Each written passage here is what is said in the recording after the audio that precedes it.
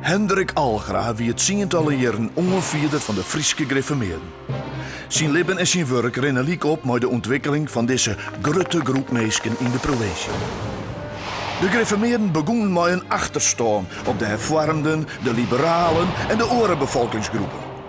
Maar wienen op haar hichtepunt, jelve de 20e eeuw, in de Nederlandse en vooral in de Friese maatschappij, een machtige groep. Algra wie tegelijk onderwijzer, historicus, journalist en politicus. Dat werk die er algemeen maar één doel. De mensen bewust maken van haar plak en opdracht op Erde vanuit zijn Griffemeerde uitgangspunten. Dat is hem goed slagen. Van duizenden Griffemeerden wie Hendrik Algra een man die het ruchting joeg aan haar leven. Nederland kent van ouds een redelijk grote godsdienstvrijheid. De hervormde kerken is wel de officiële kerken, maar katholieken en monisten kunnen aardig makkelijk haar eigen gang gaan. Al is het voor haar een dreig om een officiële baan bij de oerhiet te krijgen. In de 19e eeuw veroordeelt dat. Kerken en steden worden loskeppelen. Maar toch blijft de hervormde kerken nog de heerskende kerken. Daar zitten de belangrijke mensen die het in de politiek en in de cultuur het voor het zissen hebben. Maar die elite wordt hield niet vrijzinniger, hield niet soepeler in zijn opvattings. En dat maskert het volk net. Er komt meer en meer weerstand in de hervormde kerkenleerders.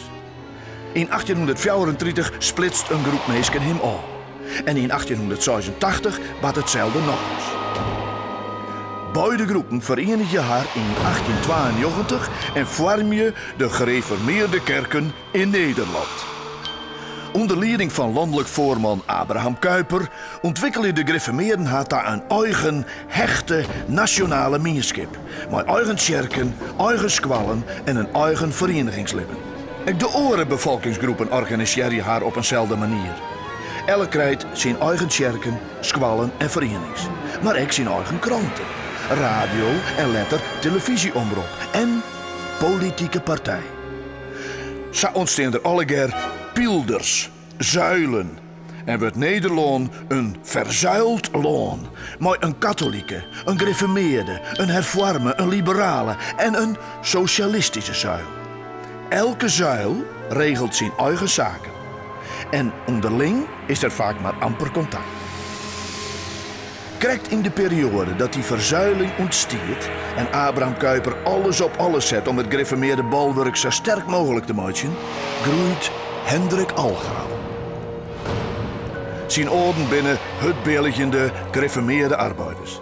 Nette armoede zat dan zijn wordt. Maar de gereformeerden doggen inspireren toch haar geloof, ook griezelig haar best om haar te ontwikkelen en om een eigen plak in de maatschappij te krijgen. Ek Hendrik Algra giet op betiet, hij is nog maar 13 hier om het werk op het land. Maar ambitieus als er is, volgt er in de jongensoeren de ene naar de oren studie om leraar worden te kennen.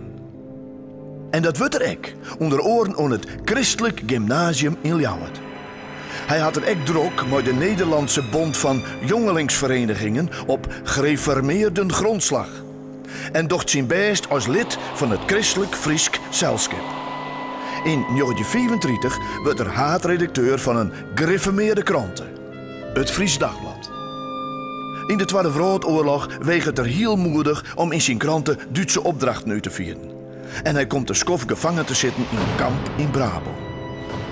Zelfs daar schreeuwt er ook weer verhalen over hokkerwaai de Nederlanders nevens hem inslaan matten. Voort na de oorlog stapte er als politicus de Eerste Kamer in voor de ARP, de anti-revolutionaire partij. Een van de voorgangers van het CDA. Den Jonker schreeuwt er boeken die het vaak gaan over de skiernis, zelfs vanuit een gereformeerd oogpunt. In al zijn functies gaat het Algra een soort onzin en kreeg er goos invloed binnen de gereformeerde zuil. Van de jaren 60 aan veroordeelt Nederland in een heel oorland. Gaandeweg keren de meesten de kerken de recht aan. Ze willen individuele vrijheid op alle terreinen. Politiek, religieus en seksueel. Door dat proces komt er een eind aan de positie van Hendrik Algra. Hij verlangt nadrukkelijk waarom naar de tijd dat de gereformeerden hem uit hutwerkjen en fromme tjerkegong een stevige positie in de maatschappij bevochten.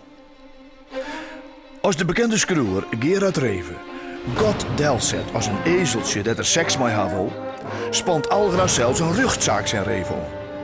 Algra verliest. De ruchter, de oerhiet en ze staan er onder de meeste meesken vinden vrijheid van meningsuitering belangrijker als het opkomen van de eigen zuilen. Algra kan het tij net keer. In 1982, een tijd dat de meesken de tjerken massaal verlitten, stjette.